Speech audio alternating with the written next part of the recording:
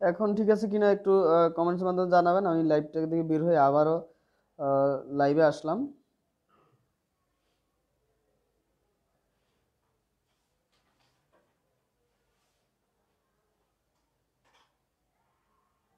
এবার সমস্যা হলে অবশ্যই জানাবেন। তাহলে আমাদের 3 নম্বর ম্যাথটা ছিল কি, হাইড্রোক্সাইড আয়নের মান দেওয়া ছিল। হাইড্রোক্সাইডের আয়ন থেকে আমরা কি বের করলাম? হাইড্রোক্সাইড আয়ন থেকে আমরা এখানে পিওএইচ বের করলাম। এবার পিওএইচ থেকে পিএইচ বের করলাম। এবার যদি প্রবলেম হয় একটু জানাবেন। আমি লাইভ থেকে বের হয়ে আবারও লাইভে ঢুকলাম। এবার 4 নম্বর কোশ্চেন। 4 নম্বর কোশ্চেনটা একটু বড়, যার কারণে প্রথম দুইটাতে খুবই কম সময় লাগতেছে, 4 নম্বরে কিন্তু বেশি সময় মানে লাগবে হালকা একটু, এই জন্য সময় টোটাল 12 মিনিট দিয়েছিলাম। তো 4 নম্বর কোশ্চেন। 4 নম্বর কোশ্চেনে আমাদের কাছে গিভেন ডাটাগুলো কি কি? 20 ডিগ্রি সেলসিয়াস তাপমাত্রা কি দেওয়া আছে? বিওডি 5 দেওয়া আছে। 20 ডিগ্রি সেলসিয়াস তাপমাত্রা কি দেওয়া আছে? বিওডি 5 কত দেওয়া আছে? বিওডি 5 দেওয়া ছিল 320 milligram per litre. 320 milligram per litre.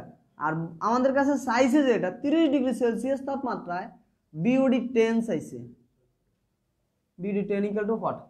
ওকে, তাহলে 20 ডিগ্রি সেলসিয়াস তাপমাত্রায় পাইলাম বিওডি 5 320 মিলিগ্রাম পার লিটার। আর 30 ডিগ্রি সেলসিয়াস আজকের মতো ক্লিয়ার অন্য কোনো দিন ছিল না। আব্দুল্লাহ সাকিব ভাই মিতালি থাকবে। আচ্ছা, এটা হচ্ছে যে কিছু মধ্যখান দিয়ে একটু ইয়ে হয়েছিল, অটো জুম হয়েছিল। আচ্ছা, তাহলে যাক, আসলে জিনিস হচ্ছে আমরা বাংলাদেশে অনলাইন ক্লাস করার মতো পরিস্থিতি বাংলাদেশে আসলে নাই। নাম্বার হচ্ছে আমাদের নিজেদের যেরকম হিউজ প্রবলেমে ভরপুর। যেমন এই যে বাস্তব কথা হচ্ছে, অনলাইন ক্লাস করতেছি, পরে আমার ভিডিও দেখা যায় কথা, ইউটিউব ভিডিও দেখা একই কথা। লাইভে কিন্তু আপনারা কয়জন? এখন এখন যদি দেখি, এখন লাইভে উপস্থিত আছেন মাত্র মানে 7 জন। তার মানে আমি সহ 7 জন, যেহেতু আমার একটা আইডি থেকে আমি দেখতেছি, তার মানে 6 জন অনলি লাইভে আপনারা আছেন। তো বুঝতে পারতেছেন, অথচ আমার গ্রুপ মেম্বার আছে এখন 25। তার মানে 25-এর মধ্যে, তো এর মধ্যে 3-4 জন ধরলাম তারা যারা অফলাইনে আছে। হ্যাঁ, তাদেরকে অনলাইনে যদি আজকে থেকে অফলাইনে সবাই অনলাইনে নিচ্ছি। হ্যাঁ, তো 3-4 জন আছে, 3-4 জন 20 জনের মতো আমার অনলাইন বেসের স্টুডেন্ট, অলমোস্ট 20+ বা 20-র মতো। তো 20 জনের মধ্যে 20 জনে কিন্তু অনলাইনে থাকার কথা ছিল, কারণ অফলাইনে তারা আসলে সুযোগ আছে, দিনে যেহেতু 3টা বেস হয়, কোনো না কোনো বেসে আসা অফলাইনে ক্লাসটা তারা করার সুযোগ আছে। কিন্তু অনলাইনে তাদের তো সুযোগ নেই, তারা কিন্তু ওই জিনিসটাই মিস করে ফেলতেছে। তো জিনিসটা মানে অনলাইনে আমাদের ব্যক্তিগত প্রবলেম থাকে, তারপরে অনেকে মোবাইল অন করে দিয়ে, ভার্সিটির ক্লাসগুলোর ক্ষেত্রে বিশেষ করে হয় আর কি, যে মোবাইল অন করে দিয়ে নিজে নিজের অন্য সকল কাজ করলো, এখানে জাস্ট প্রেজেন্ট দেখাইলেই হইলো, কি বুঝাইলো স্যার সেটা বুঝার দরকার নাই, কারণ ক্লাসটা করে স্যারের জন্য, নিজের জন্য করে না। হ্যাঁ, এর পরবর্তীতে ঠিক তদ্রুপ। আর আমি যদি আমার কথা বলি, ওই যে যাক, বলার কারণে একজন বাড়ছে আলহামদুলিল্লাহ। হ্যাঁ, এখন 7 জনের জায়গায় 8 জন হয়েছে। যাক, মাঝে মাঝে তাহলে এরকম বলতে হবে।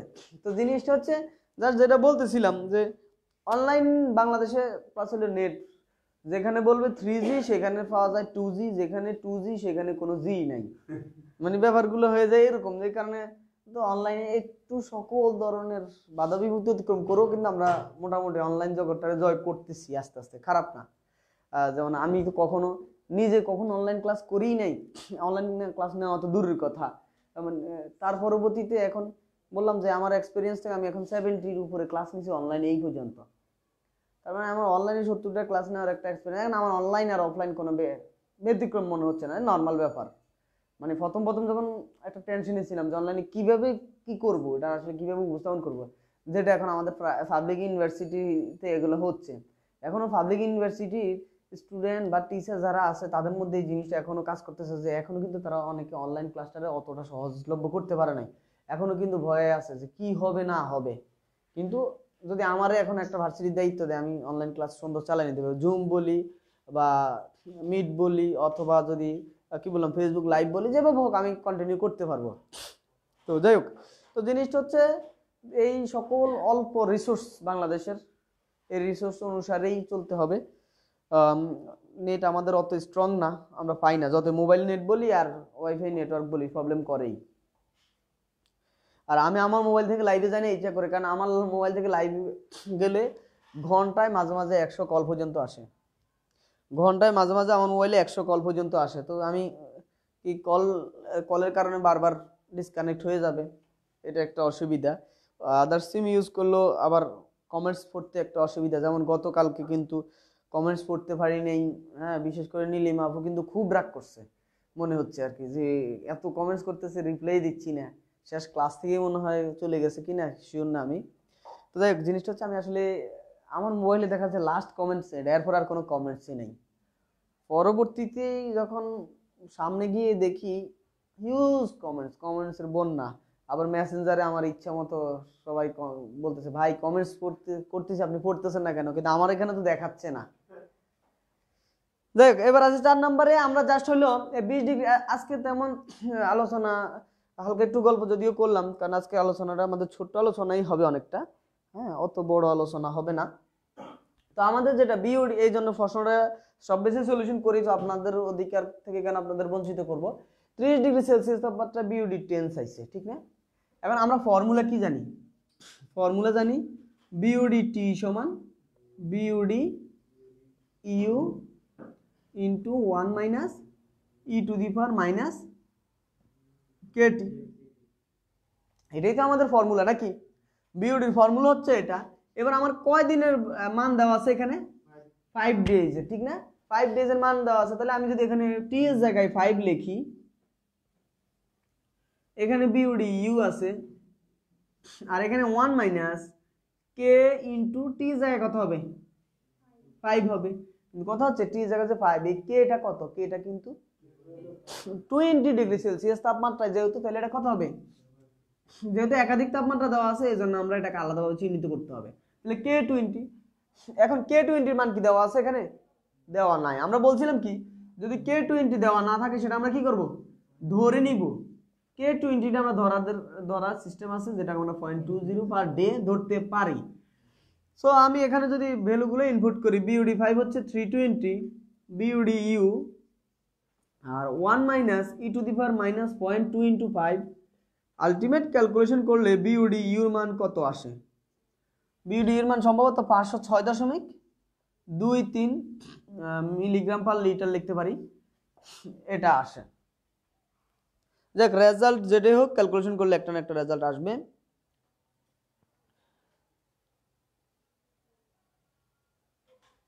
আচ্ছা, তার পরবর্তীতে হচ্ছে এখন আমাদের কি টার্গেট কি বিওডি ইউ বের করা? আমাদের টার্গেট কি? বিওডি 10 বের করা। তাহলে আমি বিওডি 10 কত ডিগ্রি সেলসিয়াস তাপমাত্রা বের করতে হবে? 30 ডিগ্রি সেলসিয়াস তাপমাত্রায়। মাথা রাখতে হবে কিন্তু বিওডি 10 বের করব কত ডিগ্রি সেলসিয়াস তাপমাত্রায়? 30 ডিগ্রি সেলসিয়াস তাপমাত্রায়। তাহলে এখানে লিখবো যে এগেইন বিওডি টি এর জায়গায় এবার কত লিখবো? 10 লিখবো, ইকুয়াল টু বিওডি ইউ সকল তাপমাত্রায় সমান, মানে সবার জন্য। বিওডি ইউটা কি আলটিমেটটা? সবকিছুর জন্য আলটিমেটই তো নাকি? আলটিমেট তো আলটিমেট, মানে সবকিছুর জন্য আলটিমেট, বা এটারে অনেক সময় ইনিশিয়ালও বলা হয়। তাহলে 1 minus e to the power minus K into 10, এই কেটা কত হবে? যেহেতু 30 ডিগ্রি সেলসিয়াস তাপমাত্রায় চাইছে, তাহলে এটা কি হবে? কে 30। কি হবে এটা? কে 30।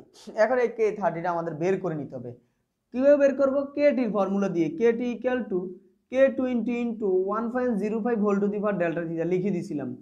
তার মানে কে 20 মান হচ্ছে 0.20 আর 1.05 whole to the power delta থিটার মান হচ্ছে কত? 30 থেকে মাইনাস 20 করব, তার মানে হচ্ছে 10। ক্যালকুলেশন করলে 0.325 আসতেছে। ক্যালকুলেশন করলে কে এর মান কত আসে? কে 30 মান, এই যে টি মানে কত, এটা কে 30, কিন্তু এটা অনলাইন লিখতে পারি কে 30। কে 30 মান হচ্ছে 0.325। তাহলে এখানে মান বসাই দিলে হচ্ছে বিওডি ই হচ্ছে 506.23, তার পরবর্তীতে 1 minus e to the power minus 0.325 into 10। Ultimate calculation করলে রেজাল্ট আসে কত? 486 বা 87 দশমিক সামথিং। আচ্ছা, সে লিখে দিলাম 20 আন্তাজে, মানে রেজাল্ট যেটা আসে সেটাই ক্যালকুলেশন করলে যেটা হবে। এই ছিল আমাদের ম্যাথটা। এই ম্যাথ নিয়ে কারো কোনো প্রবলেম আছে কিনা? নীলিমা আপু বলছে রাগ করিনি, ম্যাথ না বুঝলে প্রেশার লো হয়ে যায়, কালকে তাই হয়েছিল। ভালোবাসা ম্যাথের প্রতি রে, বিশাল অবস্থা, মারাত্মক মাত্রা প্রেশার লো হয়ে গেছিল না।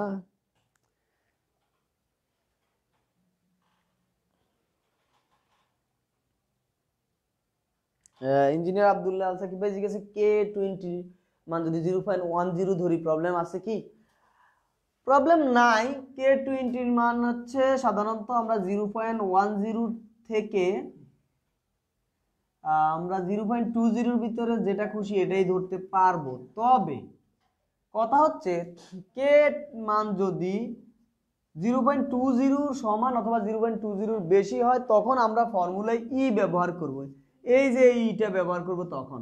কিন্তু যদি কে এর মান লেস দেন 10 হয় তখন আমরা কে ই এর জায়গায় তখন কি ব্যবহার করব? এই এর জায়গায় তখন লন ব্যবহার করতে হবে। কথা ক্লিয়ার? এখন হলো এগুলা নিয়ে যেহেতু একটু মতবাদ আছে, কিন্তু এই K0.20 অবস্থায় যে ই হবে এটা নিয়ে কোনো মতবাদ নাই, কোনো মত পার্থক্য নাই। যার কারণে আমরা অর্থাৎ 0.20 থেকে 0.23 ক্ষেত্রে যে ই হবে 0.20, 0.21, 0.22, 0.23 ক্ষেত্রে যে ই হবে এটা নিয়ে কোনো ধরনের মতানৈক্য নাই, সবার মত একই।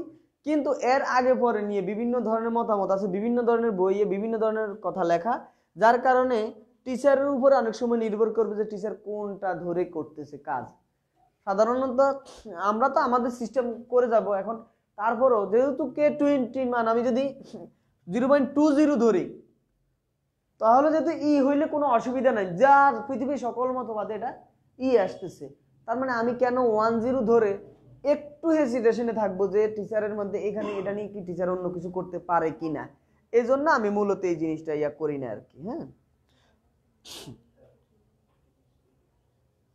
হ্যাঁ, রিফাত ভাই বলছে hydrogen ion into hydroxide ion equal to 10⁻14 formula দিয়ে পিএইচ এর মান বের করা যাবে কি? অবশ্যই যাবে। আপনি hydrogen ion into hydroxide ion equal to যদি 10⁻40 লেখেন তাহলে আপনার যদি এখানে হাইড্রোক্সাইড আয়নের মান দেওয়া আছে 10⁻14, উভয় পক্ষ থেকে আপনার কি কাটা যাচ্ছে?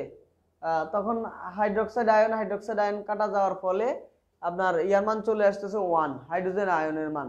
আর হাইড্রোজেনের আয়নের মান যদি 1 হয় তখন আলটিমেটলি পিএইচ ইকুয়াল টু হচ্ছে -log1 -log H plus ion. আর H প্লাস আয়নের মান যদি অলরেডি আপনি 1 বের করছেন তার মানে log1 এর মান 0, তার মানে হচ্ছে মাইনাস তো আর মূল্যায়ন নাই জিরোর ক্ষেত্রে, -0 যা +0 তা, সেক্ষেত্রে পিএইচ এর মান 0। দুই নিয়মেই হবে, যেভাবে খুশি সেভাবে করতে পারবেন। তাহলে এই ছিল আমাদের প্রশ্নের সলিউশন। প্রশ্নের সলিউশনটা তো আজকে অনেক কথা বললাম, সময় নিলাম, যদি এত সময়। আচ্ছা, এবার আসি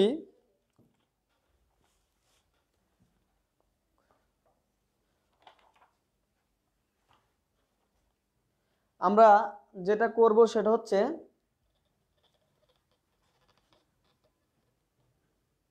এস্টিমেটিং এন্ড কস্টিং করব। ট্রান্সপোর্টেশন তো কমপ্লিট করছিলাম না? ট্রান্সপোর্টেশন কমপ্লিট, তাহলে এস্টিমেটিং এন্ড কস্টিং।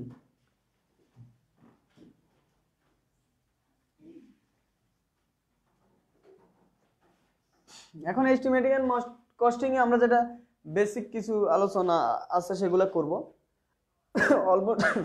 অলমোস্ট আমরা সকল বেস থেকে একটু আগে আছি। বলছে স্যার ম্যাথটা একটু করে দেখান। আচ্ছা, আকিব ভাই বলছে সুন্দরবন গ্যাস কোম্পানি এক্সাম সম্পর্কে একটু ধারণা দিয়েন প্লিজ ক্লাস শেষে। ওটা আপনি গতকালকেও বলছিলেন আকিব ভাই, ক্লাস শেষে খেয়াল ছিল না। এখন একটু বলি, সুন্দরবনের পরীক্ষা কে নেয়? বুয়েট। আর বুয়েটের নেয় হচ্ছে, বুয়েটের জন্য আমি মনে করি আমার ক্লাসের বিকল্প আর কিছু নাই। সোজা সাপটা যদি এক কথা বলি, এই যে ক্লাস এগুলো নিচ্ছি এগুলো আপনার খুব কাজে লাগবে। আমি নাম দিছি এটা ফান্ড ইউনিয়ন বোর্ড, কিন্তু আমার এই কোর্সটা শুধু ফান্ড ইউনিয়ন বোর্ডের জন্য না, রিয়েলি ফান্ড ইউনিয়ন বোর্ডের জন্য, শুধু ফান্ড ইউনিয়ন বোর্ডের জন্য না, মানে সকল ধরনের পরীক্ষা, আপনি পিএসসির পরীক্ষা বলবেন বা আপনি জেনারেল অন্য যে কোনো জায়গার পরীক্ষা বলেন, মিস্টের পরীক্ষা বলেন, মোটামুটি সব কিছু আমার এটা কভার করবে আমার এই সিলেবাসটা। হ্যাঁ, মানে বুয়েটে অবশ্যই, যেহেতু ম্যাথ বেসড, অবশ্যই বুয়েটে বেশি কাজ করবে। পিএসসি তে ম্যাথ কম হয়। হ্যাঁ, পিএসসি তে যেহেতু ম্যাথ হয় না বললেই চলে, 2-3টা ম্যাথ হয়। হ্যাঁ, তো যেমন আজকের এস্টিমেট থেকে একটা অঙ্ক পিএসসি তে থাকবেই। এস্টিমেট থেকে থাকে, শেয়ার ফোর্স ডায়াগ্রাম, বেডিমুইন ডায়াগ্রাম থাকে, আর এনভায়রনমেন্টাল থেকে প্রায় সময় একটা দিয়ে দেয়। সো মানে পিএসসি সিলেবাস শেষ। আর থিওরির জন্য তো আমি থিওরি শিট প্রোভাইড করতেছি, রেগুলারলি থিওরি শিট প্রোভাইড করতেছি। আজকে আপনাদের হাইড্রোলজি, ওয়াটার রিসোর্স, হাইড্রোলিক্স সব মিলে একটা শিট প্রোভাইড করব। ওই শিটটা সবাই একটু অ্যাটলিস্ট পানি উন্নয়ন বোর্ডে রাখবে, ওই শিটটা একবার হলো রিডিং করে যাবেন। হ্যাঁ, ওই শিটটা আচ্ছা দেখি ওই শিটের উপর একদিন একটা পরীক্ষা নিতে পারি কিনা। পরীক্ষা যখন ম্যাথ নিব এগুলার, তখন এটার পরীক্ষা দিয়ে দিব, তখন পড়া হবে একবার। কারণ ওগুলো থিওরি পরীক্ষা নিব না, মানে থিওরিতে আসবে না পানি উন্নয়ন বোর্ডে, কিন্তু ওই যে হাইড্রোলিক্স, ওয়াটার রিসোর্স এগুলা যদি আমরা থিওরিগুলো একটু পড়ি তখন একটু কাজে দিবে। হ্যাঁ, শর্ট কোশ্চেন বা ইয়ার ক্ষেত্রে একটু একটু কাজে দিবে আর কি। তো আমরা এখানে যেটা করব, এস্টিমেটিং এন্ড কস্টিং এর যে কাজটা করব সেটার ক্ষেত্রে কিছু জিনিস আমি শিটে লিখে দিব অবশ্যই। এখন আপনাদের একটু আমি বোর্ডেও লিখে দিচ্ছি। কিছু ডাটা আমাদের জানতে হবে, কিছু ডাটা জানতে হবে, যেমন 1 ঘনমিটার কাজে 1 ঘনমিটার ব্রিক ওয়ার্ক কাজে, ব্রিক ওয়ার্ক ইটের গাঁথনি কাজে বা ইটের কাজে ইট লাগে কয়টি লাগে? 410টি। আর আরসিসি কাজে 1 ঘনমিটার আরসিসি কাজে ইট লাগে 300 থেকে 320টি। কয়টি লাগে? 300 থেকে 320টি। এখন কথা হচ্ছে এখানে যে 300 থেকে 320টি লাগে, সেক্ষেত্রে এখন আমি কয়টা ধরবো? 300 ধরবো, 310 ধরবো, 320 ধরবো, যে কোনোটা ধরলেই হবে। আচ্ছা, আব্দুল্লাহ সাকিব বলছে কি ট্রান্সপোর্টেশনের হবে, ট্রানজ্যাকশন না। এর ক্যান্ট ডেফিসিয়েন্সি ম্যাথ একটু দেখাবেন। ট্রান্সপোর্টেশনের কি ক্যান্ট ডেফিসিয়েন্সি বা এগুলা কি আলোচনা কি করি নাই নাকি? গতকালকে করছি। যদি সাকিব ভাই প্রবলেম হয় ব্যক্তিগত যোগাযোগ করবেন, দেখাই দিব। আর এর ম্যাথটা একটু সলভ করে দেই, বলছে যেহেতু খেয়াল থাকবে না পরে। রিফাত ভাই আপনার জন্য এটা, এই জায়গায় মনে হয় এটা পড়ে না, এখানেই দেখাই। হাইড্রোজেন আয়ন, এটা এস্টিমেটের বাইরে চলে গেলাম, আবার একটু ব্যাকে গেলাম এনভায়রনমেন্টালে। 10⁻⁻14 হাইড্রোজেন আয়নের মান দেওয়া, বের করতে হবে। হাইড্রোক্সাইড আয়নের মান দেওয়া আছে 10⁻⁻14, এই পাশেও 10⁻⁻14 কাটা যাচ্ছে। হাইড্রোজেন আয়নের মান কত আসতেছে? হাইড্রোজেন আয়নের মান আসতেছে 1। যেহেতু হাইড্রোজেন আয়নের মান 1 আসতেছে, তাহলে আমি লিখতে পারি minus log H plus ion, তার মানে মাইনাস লগ 1। আর লগ 1 এর মান জানি আমরা 0, আলটিমেটলি 0। আশা করি রিফাত ভাই আপনি আপনার অ্যান্সার পেয়ে গেছেন। সো এটা হলে এই নিয়মও করা যায়, পিএইচ এর মানটা বের করা যায়। হ্যাঁ হ্যাঁ, 0 তো এই যে পিএইচ এর মান 0 আসছে না? না না না, পিওএইচ 14 আসছে, তাহলে পিএইচ এর মান তো 0ই আসছে।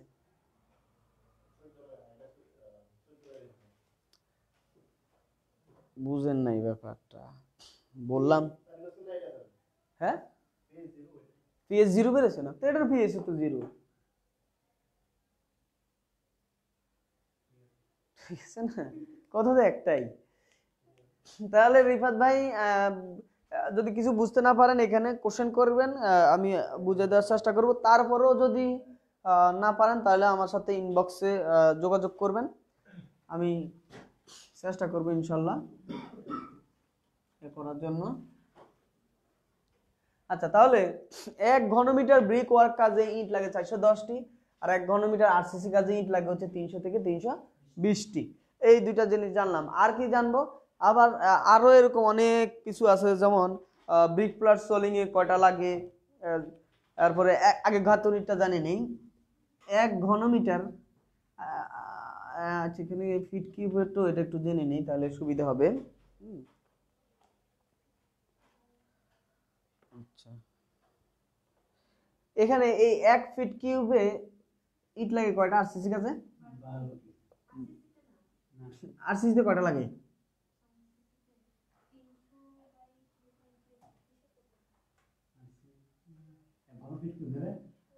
হ্যাঁ, ঘনফিট কিউবে কয়টা লাগে? 9টা না, 9টা। আর 1 ফিট কিউব ব্রিক ওয়ার্ক কাজে মানে ইট গাঁথনি কাজে ইট লাগে কয়টা? 12টা। ওকে, তাহলে এখানে আমরা কি কি শিখলাম? 1 মিটার কিউব ব্রিক ওয়ার্ক কাজে ইট লাগে 410টা, 1 ফিট কিউব ব্রিক ওয়ার্ক কাজে ইট লাগে 12টা, আর 1 ঘন মিটার আরসিসি কাজে ইট লাগে হচ্ছে 300 থেকে 320, 1 ঘন ফিটে লাগে 9টি। ওকে, আচ্ছা, হ্যাঁ কোশ্চেন এই যে 410 আসে নিচে দিতেন 12 না, ওটা 410 ভাগ 3.28 এর হোল কিউব আসে, তাহলে 9টা আসবে কি করলি? ওই যে 300 বা 320 কে 3.28 কিউব দ্বারা ভাগ দিলেই আসবে, 9 বা তার কাছাকাছি আসবে এই আর কি। তাহলে এবার এরপরে যেটা আমরা লিখব সেটা হচ্ছে ইটের কাজে, যেটা হচ্ছে ইটের কাজটা তো লিখলাম। এবার লিখি হচ্ছে ব্রিক প্লাস সোলিং এ ইট কয়টা প্রয়োজন? এটা হচ্ছে 1 বর্গ ফিট, আমি কিছু লিখে দিব, আমি জাস্ট এখন বলে যাই, হ্যাঁ সবকিছু লিখলাম না। 1 বর্গ ফুট জায়গায় হচ্ছে ব্রিক প্লাস সোলিং এ ইট লাগে হচ্ছে 3টি, ঠিক আছে। আর 1 বর্গ মিটার যদি হয়, 1 বর্গ মিটার লাগে 31টি। এমসিকিউর জন্য ভেরি ভেরি ইম্পর্টেন্ট। এস্টিমেটে কি আলাদা কোনো থিওরি নাই, এগুলোই থিওরি হিসেবে কাজ করবে, সেই জন্য আমি এগুলো লিখে দিব। আর এখানে চিকন বালির হেরিংবন বন্ডের জন্য চিকন বালি প্রয়োজন কত? 0.03 ঘন মিটার। আচ্ছা, এর পরবর্তীতে আমরা যদি বলি এখানে সোলিং কাজে ইট লাগে কয়টা? মানে 1 বর্গ মিটার সোলিং কাজে যদি মানে মশলা সহ ইট যেটা, সেটা কয়টা লাগবে? হ্যাঁ 32 না 50টি? 50টি লাগবে, ঠিক আছে। আচ্ছা ওটা কোনো ফ্যাক্টর না, ফ্যাক্টর হচ্ছে এবার আরেকটা জিনিস যেটা জানবো আমরা, যে ড্রাই ভলিউম বের করি আমরা কিভাবে? ড্রাই ভলিউম বের করি হচ্ছে 1.54 ইনটু তার কি ওয়েট ভলিউম অথবা 1.5 গুণ দেই আমরা, দুইটা দিলেই হবে। হ্যাঁ এখানে অনেক সময় এমসিকিউ টাইপ দেখছি আমি 1.5 দিও অ্যানসার আসে, আবার 1.5 দিও অ্যানসার 1.54 দিও অ্যানসার আসে। দুইটার ক্ষেত্রে কি করব? দুইটা যদি এরকম হেসিটেশনে পড়া যায় কোন একটা অ্যানসার, আপনার আরসিসি কে উল্লেখ করলে 1.5 আসে না, মানে এটা হচ্ছে আরসিসি মানে গাঁথুনি ছাড়া, গাঁথুনি কাজ ছাড়া, ইটের কাজ ছাড়া, ইটের গাঁথুনি কাজ অথবা ইটের কাজ ছাড়া বাকি সব ক্ষেত্রেই 0.35 হচ্ছে ইটের কাজ বা গাঁথুনির কাজ হচ্ছে 0.35, হ্যাঁ অর্থাৎ 35%। আর এছাড়া যত কাজ আছে সব ক্ষেত্রে সাধারণত 1.54, তবে আমরা 1.5 দিয়ে কাজ করি। সো 1. যদি এমসিকিউতে দুইটা দ্বারাই অপশন থাকে 1.5 পরেরটা কারেক্ট ধরবো। আচ্ছা রিবাদ ভাই বলছে থ্যাংক ইউ স্যার, বুঝতে পারছি, এটাই আমার কাছে বেশি সহজ মনে হলো। রিবাদ ভাই বলছে আমি এভাবে মেটা করার চেষ্টা করছিলাম বাট ফিনিশিং দিতে পারি নাই। তাহলে যাই হোক, যার কাছে যেটা সহজ মনে হয় কোনো সমস্যা নাই, হ্যাঁ যে যেভাবে সহজ মনে করে সেভাবেই করবেন। এখন কথা হচ্ছে আমরা যেটা করতেছিলাম যে ড্রাই ভলিউম, এটা কিসের ক্ষেত্রে? ইটের গাঁথুনি ছাড়া। আর অন্য ক্ষেত্রে আমরা কি লিখতে পারি? ইটের গাঁথুনির ক্ষেত্রে লিখতে পারি হচ্ছে 0.35 অর্থাৎ 35% অফ ওয়েট ভলিউম। ওয়েট ভলিউমের কত পার্সেন্ট হয়? 35% হয়। তো এখন এই জাতীয় আমরা কিছু ম্যাথ করবো। ম্যাথ করার আগে আরো কিছু একটু জানি আমরা, ওয়েট অফ রড যদি বের করি, ওয়েট অফ স্টিলের ওয়েট কত? ডি স্কোয়ার ডিভাইড বাই কি 162.2। তবে এই ডিটা কিসে থাকবে? মিলিমিটারে। অথবা সুতা স্কোয়ার ভাগ কত? 24। আর এটা আসবে কিসে? কেজিতে। এটা আসবে কিসে? পাউন্ডে। কথা ক্লিয়ার? এটা হচ্ছে আমরা ওয়েট বের করব এইভাবে। আর যদি দৈর্ঘ্য থাকে তাহলে দৈর্ঘ্য গুণ দিয়ে দিব। আচ্ছা এখন কিছু ম্যাথ করলে আরো ক্লিয়ার বুঝবো। তাহলে প্রথম একটা কোশ্চেন করব। আর আরসিসি কাজ আমরা যেটা আরো কিছু জিনিস একটু লিখি, যে বিভিন্ন ধরনের অনেক সময় অনুপাতের একটা ব্যাপার স্যাপার আছে। বিভিন্ন ধরনের অনুপাতের ব্যাপারটা হচ্ছে এম যেমন 25, এটার জন্য অনুপাতটা হচ্ছে 1:1:2। M20 এটার জন্য হচ্ছে 1:4। M20 M15 136, ঠিক বলছি কিনা? অনেকটা এই টাইপের আর কি, 25 20 50, না এটা হচ্ছে একটু মনে হয় কথা একটা মিসিং করছি আমি।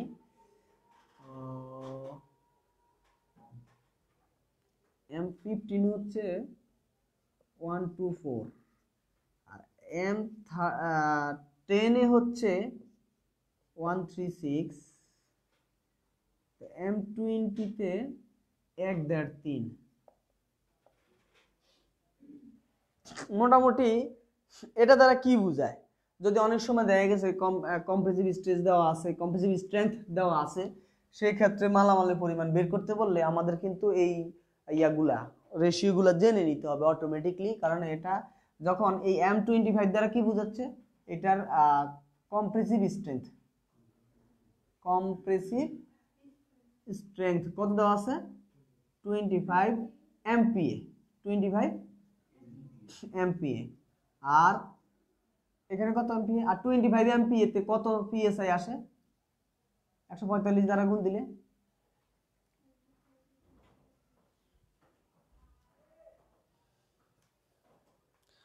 মিজান সালাম দিছে, ওয়ালাইকুম আসসালাম মিজান। 3625, তার মানে 3625 PSI। আর M20 তে হচ্ছে 20 MPa কম্প্রেসিভ স্ট্রেংথ, 145 দ্বারা গুণ দিলে যেটা আসবে অত PSI। আর 15 MPa আর হলো 10 MPa। এখন কথা হচ্ছে, যদি বলে দেয় যে কংক্রিটের চাপ শক্তি পরীক্ষার জন্য যে এর কম্প্রেসিভ স্ট্রেংথ পাওয়া গেল 25 MPa, 25 MPa বা 5 ঘনমিটার মালামালের উপরে একটা পরীক্ষা করলো, তখন আমরা এখানে অ্যান্সার দিব কি, আমরা রেশিওটা দেওয়া থাকবে না। যদি ওই যে 25 MPa হয় তাহলে ওই M25 এর জন্য তখন আমরা এই যে এই রেশিও ধরবো, আর M20 হলে এই রেশিও, মানে রেশিওগুলো মুখস্থ রাখতে হবে, ঠিক আছে? আর যদি যদি আমাদের যে শুধু M25 এর জন্য বলে, তাহলে মানে অর্থাৎ ওই যে MPa কম্প্রেসিভ স্ট্রেংথ না বলা থাকে, তাহলেও বুঝবো। অনেক সময় MCQ-তে থাকতে পারে যে M15 এর জন্য কম্প্রেসিভ স্ট্রেংথ কত হবে, সেটা PSI এককে দেওয়া থাকতে পারে, সেটা কেজি পার সেন্টিমিটার স্কয়ার এককে দেওয়া থাকতে পারে। হ্যাঁ, মানে না, এটা হচ্ছে ইয়ার নাম আর কি, মিক্স। হ্যাঁ, মানে মিক্স রেশিও, এটা দ্বারা বোঝাবো যে মিক্স রেশিও 1:1:2, মিক্স রেশিও 1:2, ঠিক আছে? আর ইয়াতে ওই যে এম দ্বারা বুঝাবে আমাদের মিক্স রেশিওটা, আর 25 দ্বারা বুঝাবে কম্প্রেসিভ স্ট্রেংথটা। আর যদি এই জিনিসগুলোই অনেক সময় মানে কোশ্চেনে বিভিন্ন ভাবে থাকতে পারে আর কি, যে এটাতে কত, আবার যদি M100 থাকেছে, M100 M150, মানে 100 ক্রস করে যেগুলা, বা M125 250, এগুলা বুঝাবে কি 100 কেজি পার সেন্টিমিটার স্কয়ার বা 150 কেজি পার সেন্টিমিটার স্কয়ার, অথবা 250 কেজি পার সেন্টিমিটার স্কয়ার।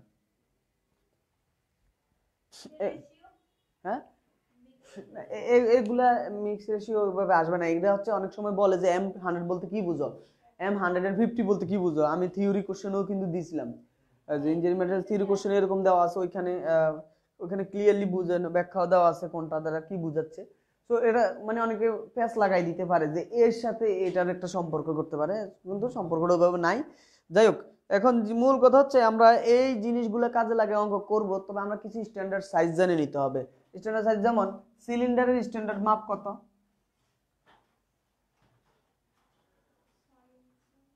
এটা হলো 6 ইঞ্চি, আর এটা কত ইঞ্চি, 12 ইঞ্চি।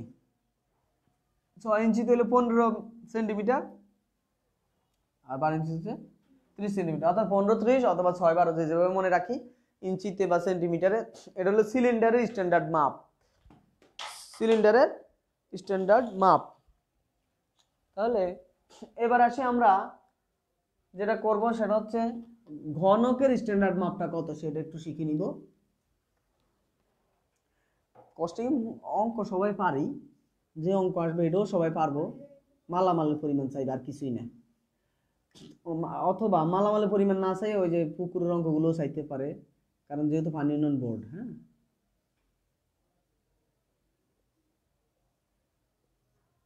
এটা যদি হয় ঘনক তাহলে এটাও 15 সেন্টিমিটার, এটাও 15 সেন্টিমিটার, এটাও 15 সেন্টিমিটার, এটাও 6 ইঞ্চি, মানে এটা মূলত 15 সেন্টিমিটার মানে হচ্ছে 6 ইঞ্চি। তাহলে 6 ইঞ্চি তেলে বললে 6 ইঞ্চি বাই 6 ইঞ্চি বাই 6 ইঞ্চি, অথবা 15 সেন্টিমিটার 15 সেন্টিমিটার বাই 15 সেন্টিমিটার। আকিবে বলছে স্যার এমসিকিউর আর কোনো শিট দিবেন? হ্যাঁ, এমসিকিউর অবশ্যই শিট দিব। আজকে 300 এমসিকিউর একটা শিট দিব, কিছুক্ষণের মধ্যেই পাবেন, আমার ক্লাস শেষেই আপনাদের দেওয়া হবে 300 এমসিকিউর। আজকে দিব 300 এমসিকিউ, আর 2-1 দিনের ভিতরে আরো 300 দিচ্ছি এমসিকিউ গুলো। এগুলো হচ্ছে একটু সর্বোচ্চ চেষ্টা করি কারেকশন করে দেওয়ার জন্য। এখন টাইপিং করলে, আমরা টাইপিং করলে না হয়তো একটা ব্যাপার স্যাপার কারেকশন কম হইতো, কিন্তু যখন ওনারা টাইপিং করে অ্যাভারেজ, ওনারা আগেরটাতে যেটা করছে প্রায় 300 এমসিকিউর মধ্যে 50টার মতো করে দিছে, একদম মানে নন ডিপার্টমেন্টের কোশ্চেন উঠাই দিছে। ওরা বুঝেই না যে কোনটা ডিপার্টমেন্ট কোনটা নন ডিপার্টমেন্ট। আমি তো মানে বিগত সালের কোশ্চেন প্রোভাইড করছি, তো কোশ্চেন থেকে দাগ দিয়ে দিছি যে এইগুলো এগুলো হচ্ছে এই কন্ডিশন, কিন্তু ওরা বুঝে নাই, একদমই বুঝে নাই। তাহলে এবার আসি আমরা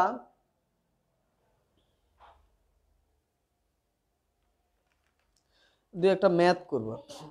ভাইয়া ঘনকের দৈর্ঘ্য প্রস্থ আর উচ্চতা এটা একটু এই তো সব 6 ইঞ্চি, থ্রি থ্রি হয়, সবকিছু হয়, কিন্তু দৈর্ঘ্য কোনটা প্রস্থ কোনটা উচ্চতা কোনটা বোঝাই যায়। দৈর্ঘ্য প্রস্থ উচ্চতা।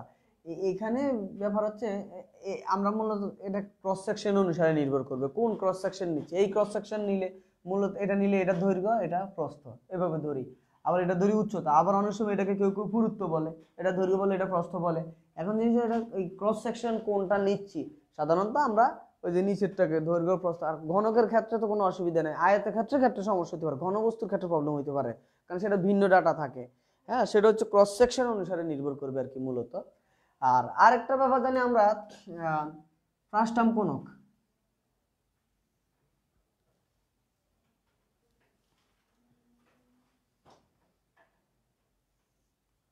ফ্রাস্টাম কোণকের ক্ষেত্রে কি হচ্ছে,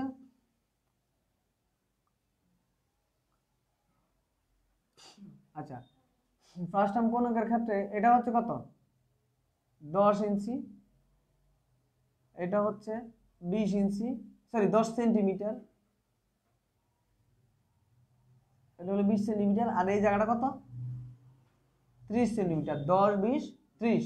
তবে ফার্স্ট টার্ম কোণক আমরা যখন ম্যাথ করব তখন আমরা কি করি, সাধারণত এটাকে বাড়াইয়ে দিই।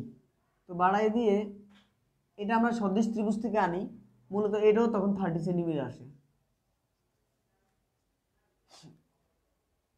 অর্থাৎ ফার্স্ট টার্ম কোণকের মূল মাপ যদি কেউ জিজ্ঞাসা করে তখন বলতে হবে 10, 20, 30, উপরের ডায়া 10, নিচের ডায়া 20, হাইট হলো 30 ফার্স্ট টার্ম কোণকের। হ্যাঁ, এটা কিন্তু প্রায় আসে, প্রায় আসে এই জাতীয় জিনিস, এই জাতীয় কথাবার্তা।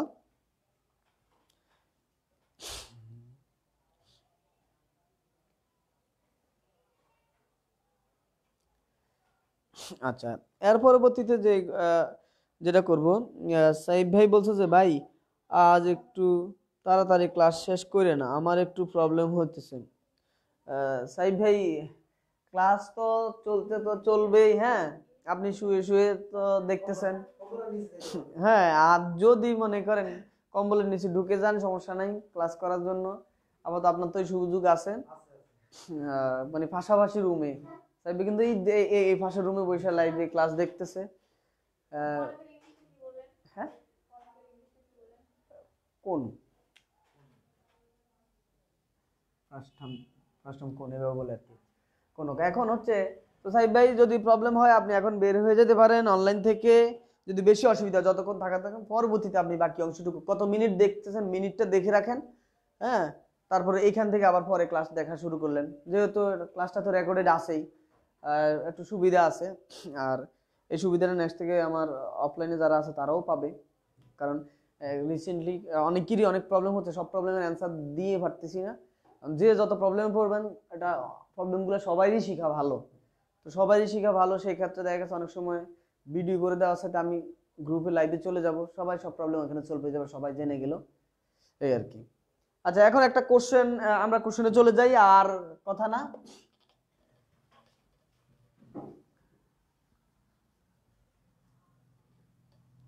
সো আজকের ক্লাসে যদি বলি 2:50 1.5:3, না সরি 1:1. আমি তো অবাক হয়ে গেলাম, 2:2 লিখলাম, এই জাতীয় অনুপাত তো মানে হবেই না। 1:1.5:3 অনুপাতে 1 ঘনমিটার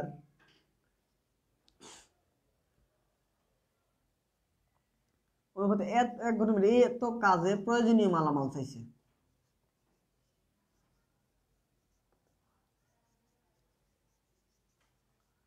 আচ্ছা, প্রয়োজনীয় মালামাল নির্ণয় করতে হবে। হ্যাঁ, এখন আমাদের রেশিও দেওয়া আছে এখানে, আর 1 ঘনমিটারের কথা উল্লেখ আছে, কাজের কথা, মানে যেই কাজটা দেওয়া আছে এটা কি দেওয়া আছে, এটা কি ভিজা আয়তন না শুষ্ক আয়তন? ভেজা আয়তন, এটাকে শুষ্ক করতে হবে। এখন আমরা বলছিলাম কি, হ্যাঁ এখন সেটা বলতেছি, গাঁথনির কাজ ছাড়া বাকি সব ক্ষেত্রে আমরা কত দ্বারা গুণ দিই? 1.5 দ্বারা। তো এটা গাঁথনি, এখানে কি গাঁথনির কাজের কথা উল্লেখ আছে? ইটের গাঁথনি বা ইটের কাজের কথা উল্লেখ নাই। তার মানে আমরা এখানে কি করব, সলিউশন দিয়ে সর্বপ্রথম কাজ হবে কি, আমাদের ড্রাই ভলিউম বের করব। কি বের করব? ড্রাই ভলিউম বের করব। ড্রাই ভলিউম কত হবে? 1 × 1.5 = 1.5 মিটার কিউব। তাহলে ড্রাই ভলিউম বের করার পরে এরপর আমরা সাম অফ রেশিও করব, রেশিওগুলো যোগ করে দিব, লিখে দিব যে সাম অফ রেশিও, রেশিও যোগফল 1 + 1.5 + 3, তাহলে কত আসতেছে? 1 × 2 = 3 5 5.5। তারপরে আমাদের প্রয়োজনীয় মালামাল 1 নম্বরে কি লাগবে? সিমেন্ট লাগবে, কারণ আমাদের অনুপাতটা কি থাকে, প্রথম সিমেন্ট, তার পরবর্তীতে হচ্ছে স্যান্ড, তারপরে হচ্ছে খোয়া, ঠিক না? এখন এই যে সিমেন্ট যেটা আমরা বের করব, সিমেন্ট কত হবে? 5.5 এর মধ্যে কতটুকু, কত ভাগ সিমেন্ট আছে? 1 ভাগ। তাহলে 5.5 এ আছে 1, আর আমাদের এততে আছে কত? 1.5 এ আছে কত? ক্যালকুলেশন করে বলেন। 1.5 ভাগ 5.5, অনলাইনে যারা আছেন ঝটপট ক্যালকুলেশন করে বলেন।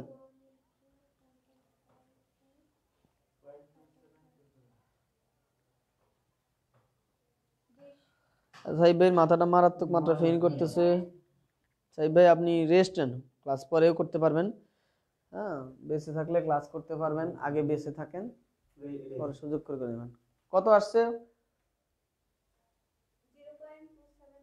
0.273। তার মানে আচ্ছা 0.27, 2 ঘরে যদি নেই,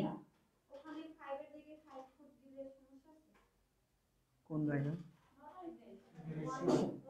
না সমস্যা নেই, সমস্যা নাই, এস্টিমেটের ব্যাপার স্যাপার তো কোনো খুব একটা প্রবলেম হবে না, কারণ আমরা প্রায় দিয়ে লিখে দিই। তাহলে এত ঘনমিটার, এখন কত হচ্ছে, প্রতি ঘনমিটারে কত ব্যাগ সিমেন্ট লাগে? 30 ব্যাগ। প্রতি ঘনমিটার কত ব্যাগ সিমেন্ট লাগে? 30 ব্যাগ। আমরা লিখে নেই যে 1 মিটার কিউবে সিমেন্ট লাগে কত ব্যাগ? 30 ব্যাগ। আর পোর্টল্যান্ড সিমেন্টের প্রতি ব্যাগ কত কেজি? 50 কেজি। তার মানে হলো 1500 কেজি। হ্যাঁ, ফিটে যেটা 0.8, আর 1 ফিট কিউবে সিমেন্ট লাগে কতটুকু? 1 ফিট কিউবে সিমেন্ট লাগে 0.8 ব্যাগ। ওকে, 1 ফিট কিউবে সিমেন্ট লাগে 0.8 ব্যাগ। আচ্ছা, এই তো সুন্দর। এখানে আমাদের ইঞ্জিনিয়ার আব্দুল আল সাকিব ভাই, মিতালি তালুকদার, ওনারা বলছে 0.27, আর আকিব ভাই সরাসরি ব্যাগে বের করে ফেলছে। কত ব্যাগ আসছে? 8 আচ্ছা আসছে যে 8.18 ব্যাগ। প্রায় দিয়ে কি লিখতে পারি? 9 ব্যাগ লিখতে পারি। কম দিয়ে তো লাভ নাই। এস্টিমেটে যা আসবে খেয়াল রাখবেন, যখনই এস্টিমেট করবেন, ইঞ্জিনিয়ার হিসেবে এস্টিমেট করা প্রয়োজন হবে, এস্টিমেটে যা আসবে তার সাথে কখনো কম দিবেন না। আচ্ছা, একে ফজলুল হক সম্রাট ভাই বলছে যে ড্রাই ভলিউম নেওয়ার টাইমে অনেক জায়গায় 1.5 আর 1.54 দেওয়া থাকে, কোনটা হবে? অলওয়েজ দুইটাই দিবেন, যেটা খুশি এটা। হ্যাঁ, 1.54 মূলত মেইন, তবে ওই যে 1.5 গুলো তো বিএসসির বইগুলো তো দেখলাম 1.5 দিয়েই করে, সো 1.54 দিলে ভুল হবে না, 1.5 দিলেও ভুল হবে না, যেটা খুশি করতে পারেন। না, এরকম কোনো কথা নাই যে আরসিসি সিসির জন্য 1.54 1.5 এরকম আলাদা কোনো কথা নাই, সব ক্ষেত্রে 1.5 ধরলেও হবে, 1.54 ধরলেও হবে। আচ্ছা চলো কিছু অঙ্কে দেখছি যে 5.54 ধরছে, তাছাড়া বাকি সব অঙ্কে 50 ধরছে। আচ্ছা তাহলে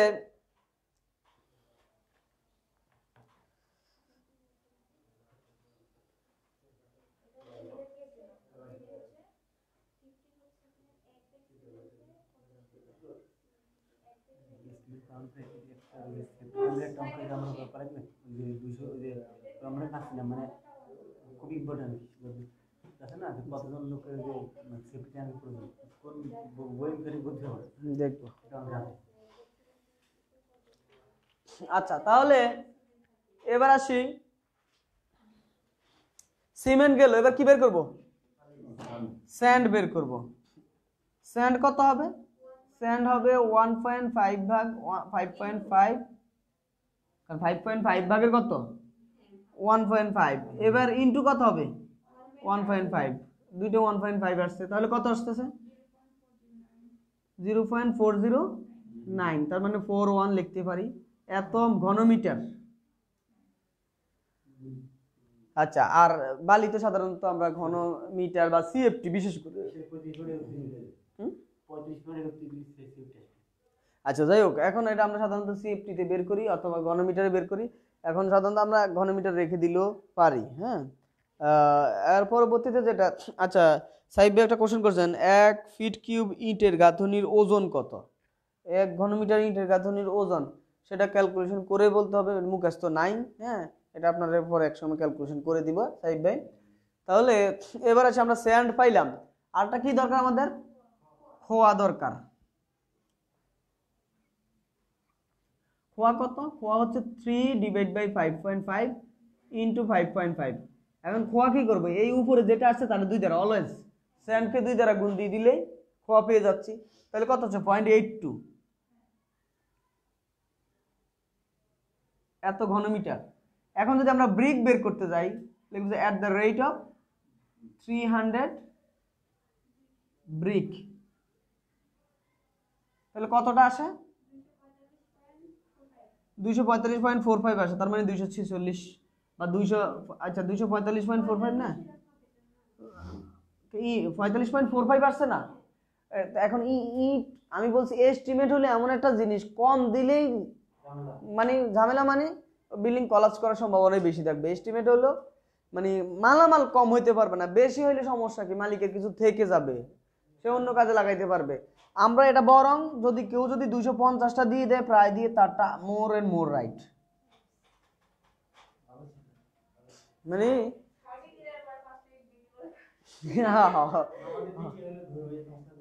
মানে না, এখন জিনিসটা হচ্ছে তারা বুঝাইতে হবে।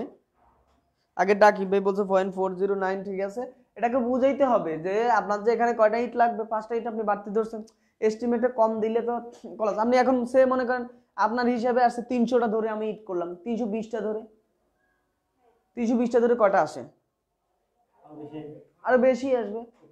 তার মানে যদি 300 জায়গা বুঝে, ওখানে 300, আমি বলছি 300 থেকে 320টা, তাহলে বুঝাইতে হবে যে স্যার আমার বইয়ে লেখা আছে 300 থেকে 320। ক্লিয়ার? আচ্ছা, তাহলে আমরা মোটামুটি কিন্তু সিমেন্ট, স্যান্ড, খোয়া, হ্যাঁ কোনটা,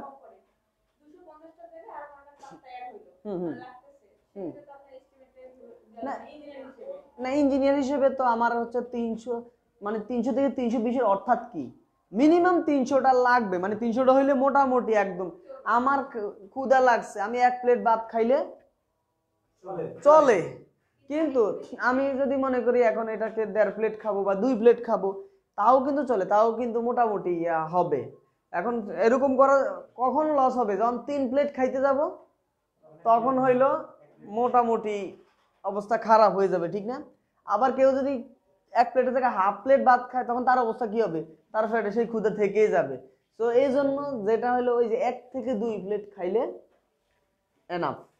তো আমাদের কন্ডিশন হচ্ছে 300 থেকে 320টা হইলে এনাফ। আচ্ছা, আব্দুল্লাহ সাকিব ভাই বলছে যে বেশি দিব অলওয়েজ, যেন পকেট হট থাকে অলওয়েজ। হ্যাঁ, না দিয়েন ভাই। আকিব ভাই বলছে যে 1 মিটার কিউব ব্রিক ওয়েট হচ্ছে 110, কত 1110 কেজি পার মিটার কিউব। আচ্ছা, ব্রিক ওয়েট এটা। হ্যাঁ, আর আরসিসি কাজের এক ওজন কত? আরসিসি কাজের হচ্ছে 2400 কেজি পার মিটার কিউব। এটা 1110 কি ব্রিক ওয়ার্কে? একটি ইটের ওজন দ্বারা ওজন বলতে হ্যাঁ, মানে ইটের গাঁথুনি আর কি। আচ্ছা, এটা ইটের গাঁথুনির ক্ষেত্রে চাইছে, এটা ক্যালকুলেশন করে বলে দিব নি। আচ্ছা, তাহলে আমরা মোটামুটি কিন্তু প্রয়োজনীয় মালামাল নির্ণয় করা শিখে ফেললাম। এখন এটা বিভিন্ন, এবার আরসিসি কাজ বলে দিতে পারে, শুধু বলে দিতে পারে আরসিসি কাজে। হ্যাঁ, আচ্ছা আমরা আরো দুই একটা অঙ্ক একটু করি, তখন বুঝবো, কারণ অঙ্ক আসলে এই টাইপের অঙ্কই আসবে। তারপর আমি সব ধরনের অঙ্কই করানোর চেষ্টা করবো ইনশাল্লাহ।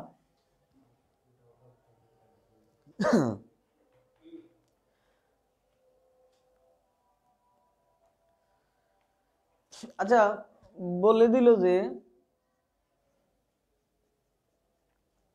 ডুয়েটের কংক্রিট ল্যাবে 100টি করে কিউব, সিলিন্ডার and ফ্রাস্টাম কোন এর কম্প্রেসিভ স্ট্রেংথ টেস্ট করতে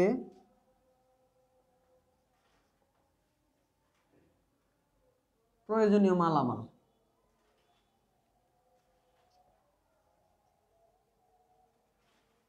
আচ্ছা, প্রয়োজনীয় মালামাল বের করতে হবে। অর্থাৎ জিনিসটা হচ্ছে ডুয়েটের কংক্রিট ল্যাবে আমরা 100টা কিউব, আর পরবর্তীতে 100টা সিলিন্ডার, আর পরবর্তীতে হ্যাঁ এই 1920, দ্যাটস রাইট, হচ্ছে আকিব ভাই এখন ঠিক বলছেন, আর পরবর্তীতে নীলিমাপু ঠিক বলছেন। বাট আমি জানতে চাই ফিট কিউবের ওয়েট। এখন তাহলে ফিট কিউবে নিয়ে নেন সাইব ভাই, আপনার এটা দেখা যাচ্ছে ক্যালকুলেশন করতেই হবে দেখা যাচ্ছে। হ্যাঁ, তাহলে 1920 metre cube per KG per metre cube নাকি। এখন হচ্ছে 1920 গুণন 2.204 ডিভাইড বাই হচ্ছে 3.28 কিউব দিলে কত আসে? পাউন্ড পার ফিট কিউব আসে কত আসে? 150 আসে। আরসিসিটা আসে 150, কিন্তু এটা কত আসে? এক ঘনমিটারে 1920 কেজি কিসের ওজন? এক ঘনমিটার কিসের ওজন? ব্রিক মেশিনারি, ইটের গাঁথনির কাজ 119.91, তার মানে ধরেন 120। তাহলে 120 সাইড ভাই 120 হবে। আশা করি আপনার অ্যান্সার পাইছেন। এভাবে একটু বের করে নিতে হবে আর কি। তো এবার আসি আমরা এই ম্যাটটা করবো, আমাদের ম্যাটটা ডুয়েটের কংক্রিট ল্যাবে আমরা 100টা করে কিউব, 100টা সিলিন্ডার, তারপরে 100টা প্লাস্টাম, তাহলে মোট কয়টা হইলো? 300টা হইলো না? মোট কয়টা? 300। তাহলে আমার আগে প্রথমত এখানে আগে ড্রাই ভলিউম বের করতে হবে, তারপরে না হচ্ছে ওয়েট ভলিউম। এখন ড্রাই ভলিউম যদি আমি বের করি, ড্রাই ভলিউমে কিউবের আয়তন কত? কিউবের আয়তন হবে, মানে আমরা কিউবের আকার কি জানি, 6x6x6 ইঞ্চিতে যদি লিখি, অথবা 15 millimetre by 15 millimetre by 15 millimetre, sorry centimetre, 15 centimetre. এখন আমরা ঘনমিটারে বের করলে আমাদের জন্য কাজ মানগুলো সহজ হয়, আমাদের জন্য সহজ হয়। তাহলে আমরা 15 সেন্টিমিটার কত? 0.15 মিটার, তার মানে 0.15 metre cube, 0.15 metre cube into 100টা, ইন্টু কয়টা? 100টা কিউবের আয়তন পেয়ে গেলাম। এবার আসি সিলিন্ডার। সিলিন্ডারের ফর্মুলা কি জানি? পাই আর স্কয়ার এইচ। আচ্ছা, এটা হলো এ কিউব ইন্টু 100, অর্থাৎ বাহু কিউব ইন্টু 100 ইন্টু হচ্ছে pi R square H into 100 into হবে 1/3 of pi R square H minus pi R square, আচ্ছা R1 H1 H2 স্কোয়ার, এটা বুঝে দিব, এটা লাস্টে একটু আপনাদের ঝামেলা হইতে পারে। সো এখন হচ্ছে 0.15 গেলে এবার পাই আর স্কোয়ার।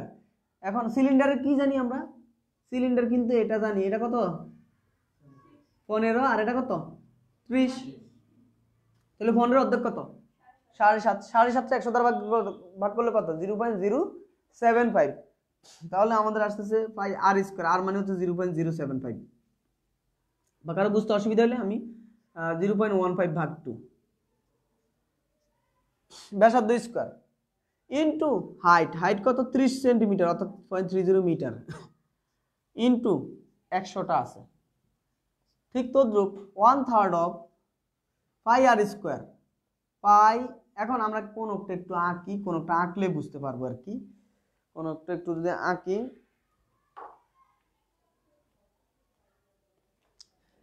একটু খেয়াল করেন, আমি কোনটা পরে মুছে দিব। এটা হচ্ছে আমাদের কোনক, ফার্স্ট টার্ম কোনকটা হচ্ছে এটা।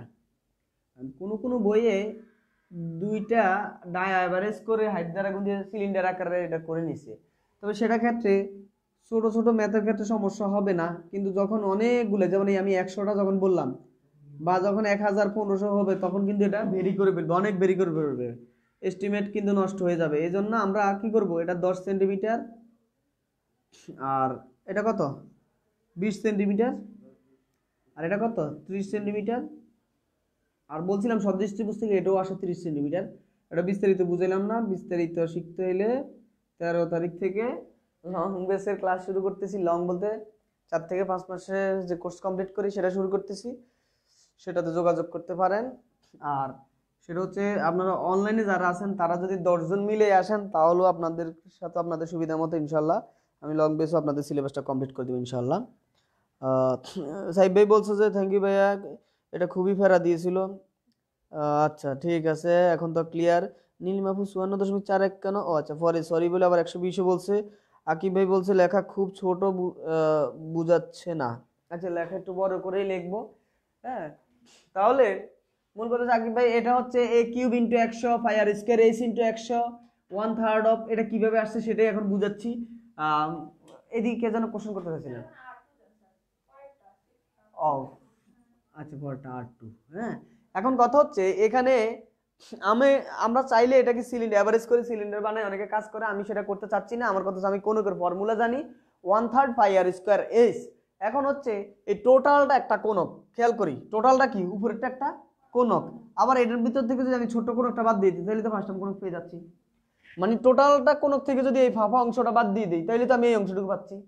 তার মানে এটা কি হচ্ছে একটু যদি খেয়াল করি, সে এই টোটালটা হচ্ছে এইচ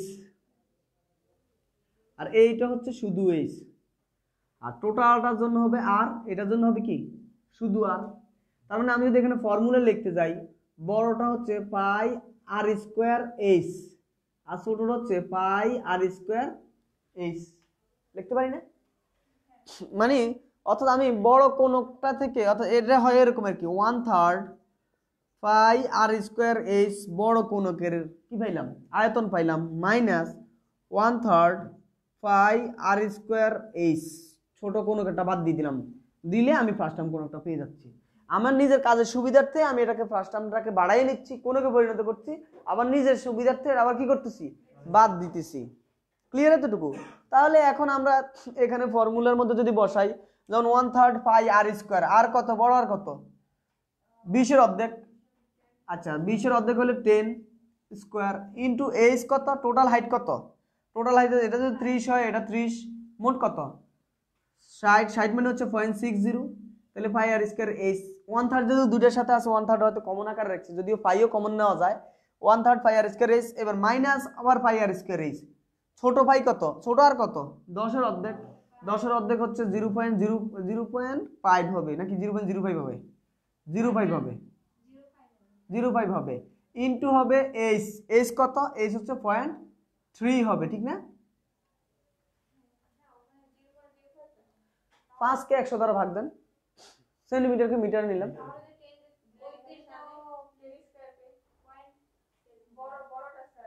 বড়টার 20-এর অর্ধেক কত? ও এটা 10 দিছি, সরি এটা 0.10 হবে। ধন্যবাদ আপু।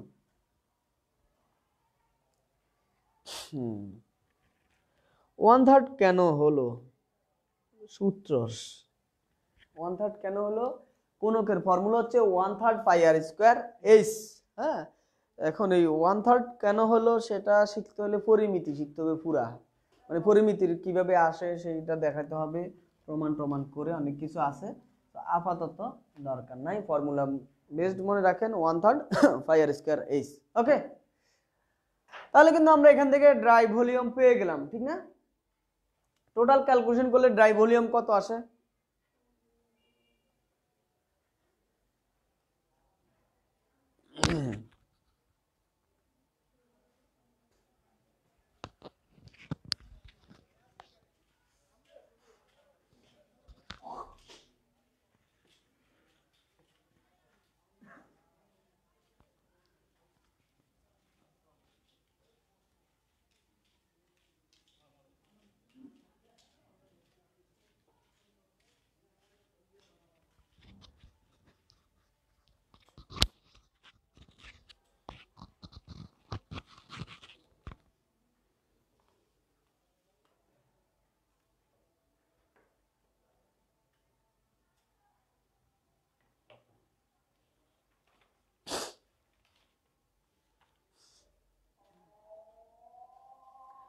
আমরা যদি ড্রাই ভলিউম পাই, এরপর কি বাকি কাজ করতে পারবো না?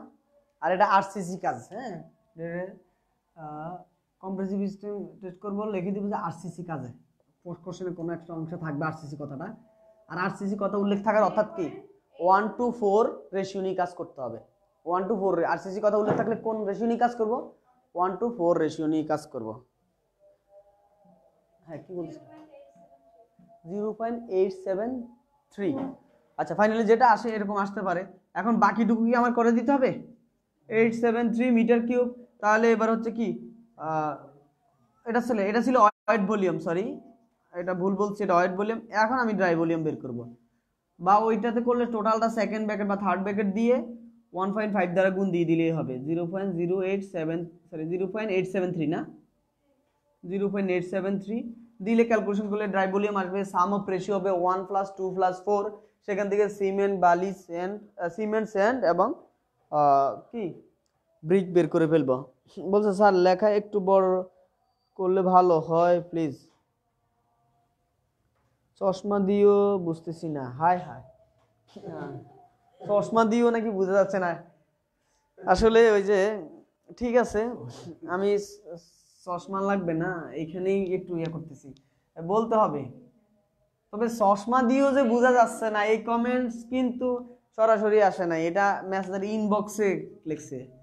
নাম বলবো না, নাম বললে কিন্তু চাকরি থাকবে না।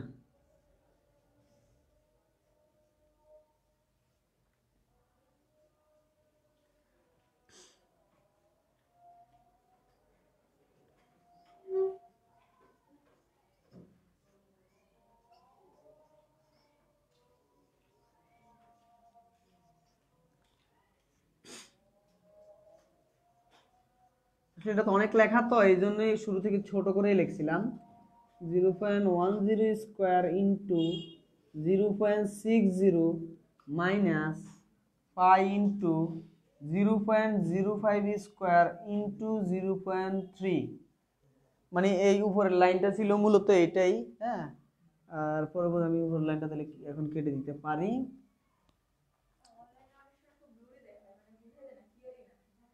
তাই ওটা মাঝে মাঝে একটু নেট প্রবলেম হয়ে এলে 0.873 আসে মিটার কিউব। তারপর এখন ওয়েট ভলিউমকে ড্রাই ভলিউমে গুণ নিব 1.5 দ্বারা গুণ দিয়ে, তারপরে সাম অফ রেশিও করব। হ্যাঁ, এভাবে মিজান বোঝা যাচ্ছে তো ভাই? মিজান বলছে এই আব্দুল্লাহ রাকিব ভাই একটা কোশ্চেন করছে, দেখি। আচ্ছা ধরুন আপনাকে ওয়াটারের প্রশ্ন বানাতে দিল, তখন আপনি কেমন প্রশ্ন বানাবেন আমাদের বেসের জন্য? মানে আইকিউ টেস্ট করতেছেন নাকি? আচ্ছা, সেটা রেগুলার যেভাবে পরীক্ষা নিচ্ছি সেটাই, মানে প্রশ্ন খুব সহজ হবে কিন্তু টুইস্ট থাকবে। টুইস্টটা যে ধরতে পারবে সেভাবে। তবে সেই ক্ষেত্রে আমার 50টা এমসিকিউ যদি বলা হয় আমাকে করতে, আমি অলমোস্ট 40টা এমসিকিউ ইজিলি পারবে এমন এমসিকিউ দিব। যেমন কিছুদিন আগে আমি এমসিকিউ পরীক্ষা নিয়েছি, বিলিভ করবেন কিনা, যদিও 20টা ছিল, আপনাদেরই তো দেখছেন তো 20টা এমসিকিউর মধ্যে অলমোস্ট কিন্তু হ্যাঁ 12 থেকে 13টা হুবহুব শীট থেকে দিছি, কিন্তু 3 থেকে 4টা আমি একটু মডিফাই করছি, আর 2-3টা হচ্ছে এর মধ্যে আবার একটু মডিফাই ছিল।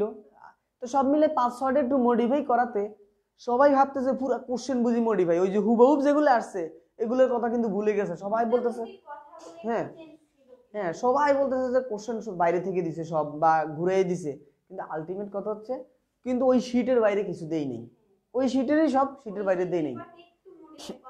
একটু তো মডিফাই থাকবেই, তো একটু মডিফাইটাকে নিজে কভার করবে। ওই কোশ্চেনও কিন্তু কেউ না কেউ 50 পাইছে, মানে 20টা এমসিকিউ তো 20টা এমসিকিউ কারো না কারো হয়েছে, কারো একটা কম হয়েছে, কারো 2টা কম হয়েছে। সো আবার ওই কোশ্চেনও কিন্তু 10-12ও পাইছে, মানে 2-3টা এমসিকিউ 4টা-5টা এমসিকিউ হয়েছে 20টাতে, যেখানে নেগেটিভ মার্কিং ছিল না।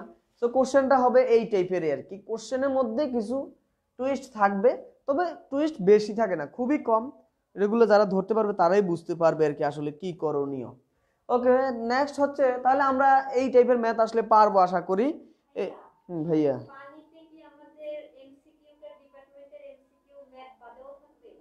কি পানিতে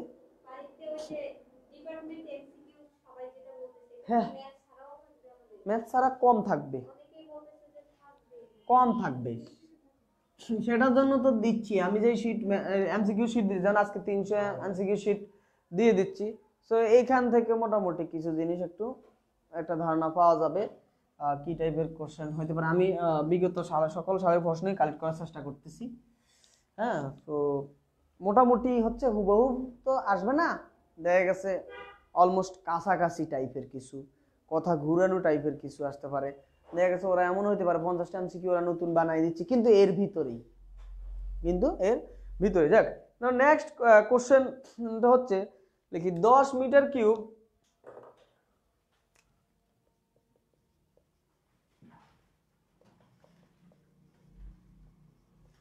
আরসিসি কাজে 1% এমএস রড ব্যবহৃত হলে কত কুইন্টাল রড লাগবে?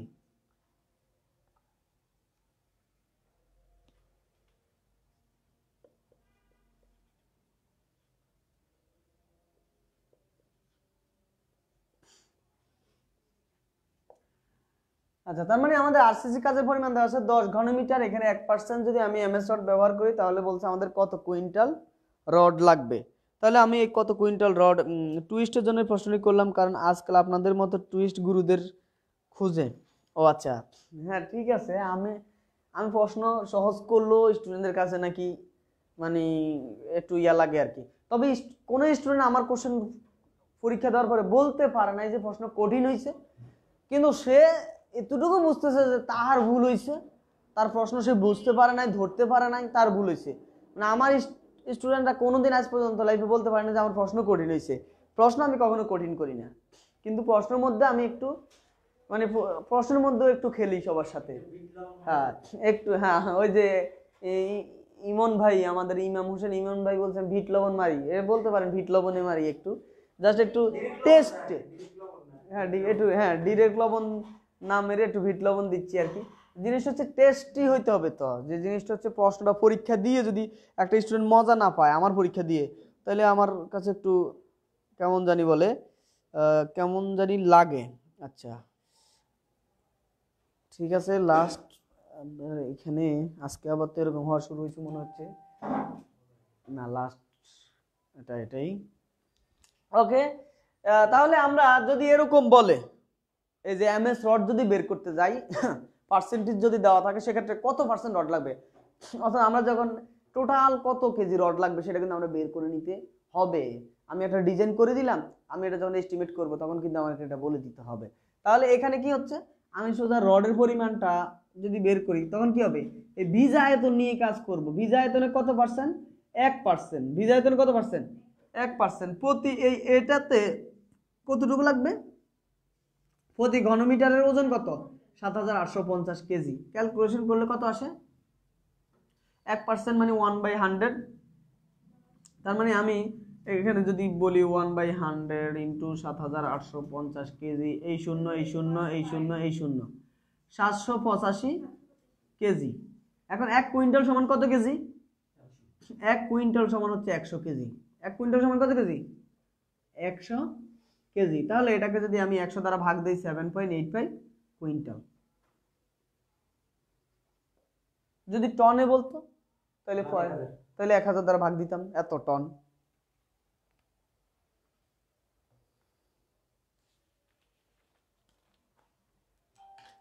আচ্ছা, জল ছাদ তৈরিতে কাজের অনুপাতটা কত? জল ছাদে হচ্ছে 7:2:2 অথবা 2:2:7, যে যেভাবে দিতে হবে ঠিক রাখতে হবে। 7টা কিসের পরিমাণ?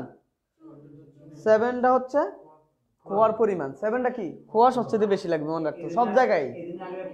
হ্যাঁ, মূল কত হচ্ছে সব জায়গায় খোয়াটা বেশি লাগবে। যেমন আমি ওই যে প্রথম 1, 1.5, 3, 3 কি খোয়ার, 1, 2, 4, 4 কি খোয়ার, 1, 3, 6, 6 কি খোয়ার, 1, 1, 2, 2 হচ্ছে খোয়ার। তার মানে খোয়ার পরিমাণটা আমার কি লাগতেছে? বেশি লাগতেছে। এটা মনে রাখার সহজ পদ্ধতি হচ্ছে, তাহলে এটা কিসের অনুপাত? খোয়া। এরপর হচ্ছে স্যান্ড। এবার যে কোনো এটা স্যান্ড বলতে পারি, আর এটা কি বলতে পারি? লাইম। তাহলে খোয়া, স্যান্ড, লাইম, এটা হচ্ছে আমাদের জল ছাদের কাজের পরিমাণ। এখন যদি কাজের আগের মতোই সবকিছু, জাস্ট হলো ইয়াটা চেঞ্জ হবে। হ্যাঁ, আকিব ভাই 7.85 কুইন্টাল, ধন্যবাদ। তাহলে জাস্ট হচ্ছে আমাদের কি রেশিও চেঞ্জ হবে, আর কাজ সব আগের মতো। সাম অফ রেশিও, এরপর এখানে হবে খোয়া, স্যান্ড, লাইম বের করতে হবে। এই কথা ক্লিয়ার? হ্যাঁ, কোশ্চেন।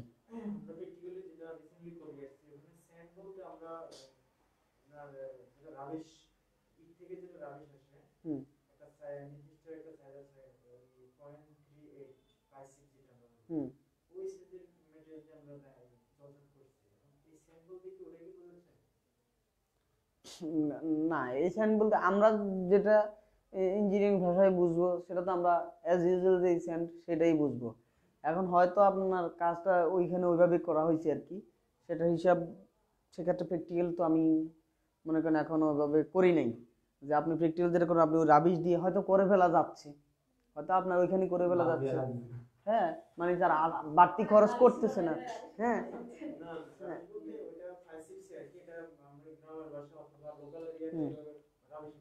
আচ্ছা আচ্ছা, হ্যাঁ,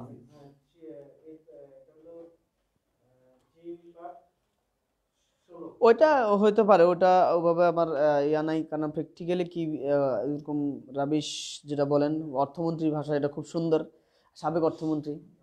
হ্যাঁ, সে আমার কথা মনে করাই দিলেন, সেটা হলো আলাদা হিসাব নিকাশ। আচ্ছা, একটু যদি বলি, যদিও জিনিসটা হচ্ছে, যদি একটা রুমের আকার দেওয়া থাকে আর তার কি দেওয়া থাকে, পুরুত্ব দেওয়া থাকে, বা একটা দেয়ালের আকার দেওয়া থাকলো, পুরুত্ব দেওয়া থাকলো, তখন কি হবে? দৈর্ঘ্য গুণন প্রস্থ গুণন পুরুত্ব দিয়ে আয়তন পাবো, বাকি কাজ সেম, ঠিক না? এরকম আবার যেটাই বলি, রুমের ক্ষেত্রে অবশ্য আলাদা, সেটা বলবো। তো মোটামুটি এই টাইপেরই তো সবকিছু নাকি। এর পরবর্তীতে যেটা করব,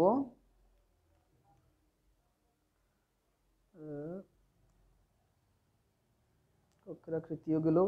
আচ্ছা, একটা গম্বুজের ক্ষেত্রে যদি বলি,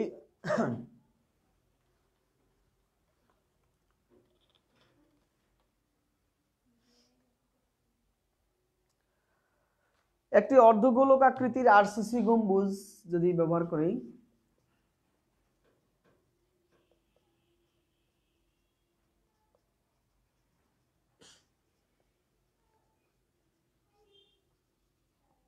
একটি অর্ধগোলক আকৃতির আরসিসি গম্বুজের ভিতর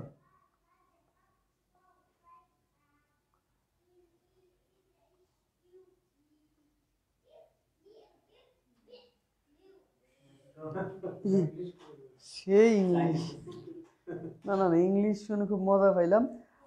আরসিসি গম্বুজের ভিতর ও বাইরের ব্যাস, গম্বুজের ইনার এন্ড আউটসাইড দেওয়া আছে, ভিতর ও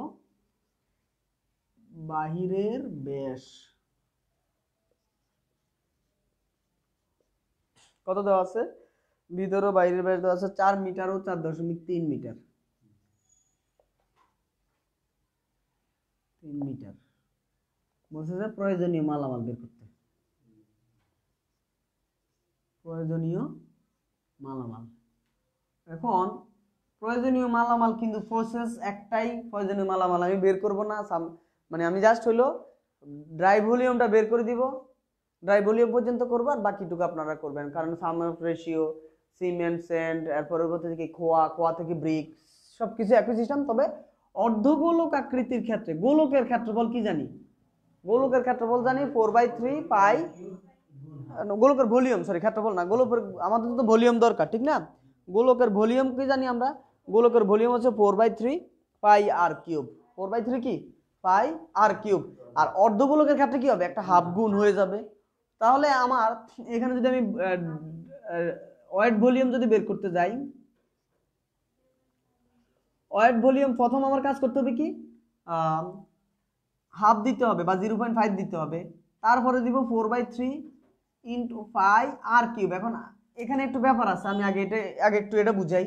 জিনিস হচ্ছে এটা যদি একটা গোলক হয়, তাহলে এই গোলকের ভিতরে ফাঁপা একটা অংশ আছে, কারণ ভিতরে এবং বাইরের অংশ, এটা হলো আমাদের অর্ধগোলক।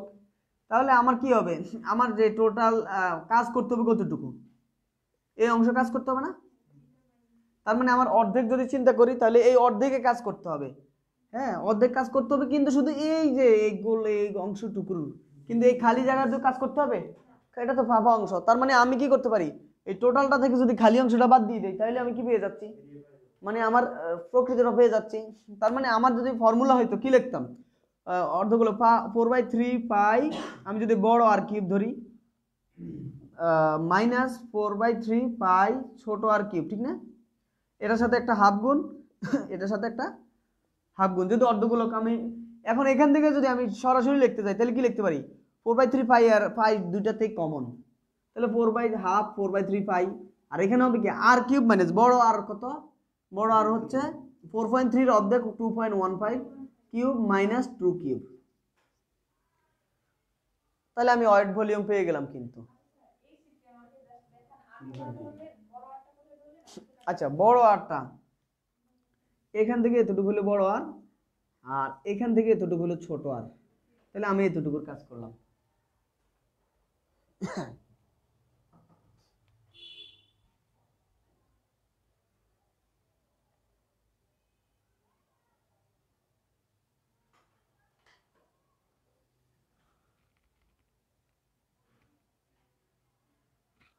আচ্ছা, তাহলে আশা করি মানে এই টাইপের ম্যাথ শেষ। তো আমরা যেটা করব, আরো দুই একটা ম্যাথ, ছোট ছোট ম্যাথ আরো করব। তারপরে আমার পুকুরের অঙ্কটা আগামীকাল করাবো আপনাদের ইনশাল্লাহ, বা আগামী ক্লাসে আপনাদের। আগামীকালকের মানে অনলাইন বেসের ক্লাসটা এমনিতে সন্ধ্যা, পরীক্ষাটা হবে আপনাদের শুরু হবে অনলাইন বেস বা অফলাইন বেস যেটাই বলি, 5টা 40-এ পরীক্ষা শুরু হবে। কারণ এছাড়া কালকে একটু সময় কম পাবো, তো 7টায় ছেড়ে দিতে হবে স্লট। তাহলে হচ্ছে 5টা 40-এ আপনাদের এক্সাম হবে। আর 6টা থেকে আমরা, কারণ পরীক্ষা নেওয়ার পর আবার একটু সব কিছু সেটিংও একটা যেহেতু টাইম লাগে, 6টা থেকে আমরা ইনশাল্লাহ ক্লাস করব। শিডিউল এটা থাকলো। ইমার্জেন্সি কেস যদি আমি কালকে এমনিতে সকালে ক্লাস নেওয়ার পরে, প্রথম বেস আছে সকাল 7টায়, দ্বিতীয় বেস 8:30টায়, আমি 9টায় ক্লাস শেষ করে আমি ঢাকা যাওয়ার পসিবিলিটিস আছে, একটা কাজ আছে, না যাওয়ার জন্য চেষ্টা করতেছি। তো যদি আমার ঢাকা যাওয়া লাগে, তাহলে কালকে যদি ব্যাক না করতে করতে লেট হয়ে যায়, সেক্ষেত্রে হয়তো বা ক্লাসটা পোস্টপন্ড হইতেও পারে, মানে অনলাইন এবং থার্ড বেসের ক্ষেত্রে। আর যদি অনলাইন এবং থার্ড বেস যদি আমি শিডিউল থাকলো, আমি যদি গ্রুপে কিছু না লিখি, তাহলে আমার একটু অবশ্যই আপনারা আসবেন। আর যারা অনলাইনে জানতে পারলাম না, তারা অনলাইনে আসে এবং কারো কাছ থেকে জেনে নিব, অথবা আসার আগে আমার জাস্ট একটা কল দিলেই হবে যে স্যার আমরা কি আসবো 4:30 বা 5টার সময়, যদি আসবো কি না, তখন আমি বলে দিতে পারবো যে হ্যাঁ আমি কোথায় আছি বা কি আসে বিষয়। এটা হইলো আগামীকালকে শিডিউল, এমনি অ্যাজ ইউজুয়াল থাকবে।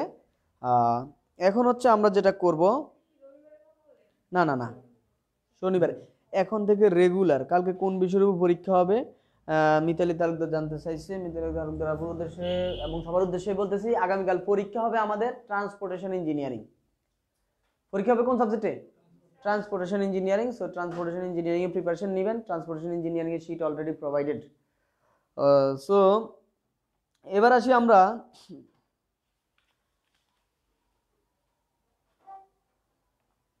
ওখানে একটা বিমের অংশ আছে, ওটা বুঝছিলাম। ট্রাইটা বের করা। তো বললাম পরে, সব এখন বোঝানো যাবে না।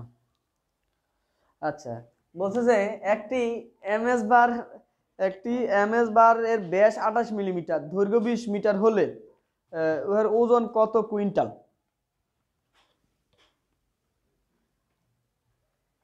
আচ্ছা, মানে জিনিসটা হচ্ছে, আচ্ছা কথাটা যদি এরকম বলে যে 5টি 20 মিলিমিটার ডায়ার এবং 20 মিটার দৈর্ঘ্যের রডের মোট ওজন কত? আচ্ছা, এখানে প্রতিটি রড 20 মিলিমিটার হলে প্রতিটি রড 20 মিটার মনে রাখতে হবে। হ্যাঁ, যদি এরকম বলে রানিং ফিট, হ্যাঁ রানিং মিটার এখানে, তাহলে এখানে আমাদের ওজনের সূত্র মূলত কি জানি? ওজনের সূত্র জানি ডি স্কোয়ার ডিভাইড বাই 162.2। এই ডিটা কিসে? মিলিমিটারে। তাহলে এখন এরকম কয়টা আছে? 5টা। কত মিটার করে আছে প্রতিটা? 20 মিটার করে। তাহলে এখন জাস্ট মান বসাই দিয়ে ডি এর জায়গায় বসাবো কত? 20 স্কোয়ার ভাগ 162.2 গুণন 5 গুণন 20। ক্যালকুলেশন করলে যত আসে তত কেজি। কেজিকে 100 দ্বারা ভাগ দিলে আসবে কিসে? কুইন্টালে আসবে।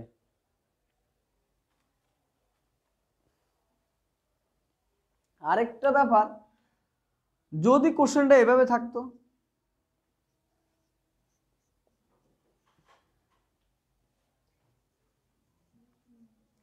রডের ওজন কত? 5টা 8 ফিট রডের 8 সুতা রডের ওজন কত? তখন কি হইতো? সুতা স্কোয়ার বাই 24 ইন্টু 5 দিলে এত পাউন্ড।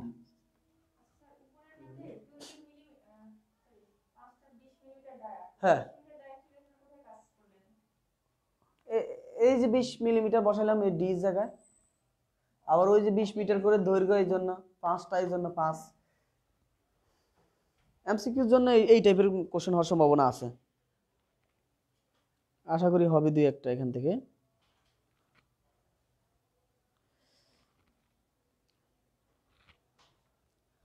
ওকে, তাহলে এর পরবর্তীতে কি দেখতে পারি? এগুলো সব একই ধরনের। আর বিম সাইজের ম্যাটার যেটা আছে সেটা করানো আছে, শিটে লিখছি, সুতরাং করাই দিব, সমস্যা হবে না। হ্যাঁ, তাহলে আপাতত আমরা শুধু আর ওই যে পুকুরের ম্যাথ এই টাইপের আর 2-4টা ম্যাথ বাকি আছে, অর্থাৎ আধা ঘন্টার ক্লাস হিসেবে বাকি আছে। তো এমনিতে আপনারা অন্যান্য বেস থেকে আগে আছেন। আর মানে যদি বলে যে ইট বা সিমেন্ট কবে, হ্যাঁ, সেক্ষেত্রে প্রযুক্তি বইতে কি 10 ইঞ্চি ওই জানা থাকবে তো, 10 ইঞ্চি করে ওরা প্লেন দিছে, হ্যাঁ হ্যাঁ, আর জিমলে যোগ দিছে। আমি তো কনফিউজ। আর সেটা বুঝাই বলবো। হ্যাঁ, সেটা বুঝাই বলবো। আর হচ্ছে সেই জাতীয় অঙ্ক একটু দেখি, একটা দেখা দেওয়ার চেষ্টা করব। এটা যোগের ব্যাপার আছে, বিয়োগের ব্যাপার আছে, দুটো একই কথা। আরেকটা ব্যাপার হচ্ছে কি যেন কি কোশ্চেন করতেছিল এদিকে আরেকজন?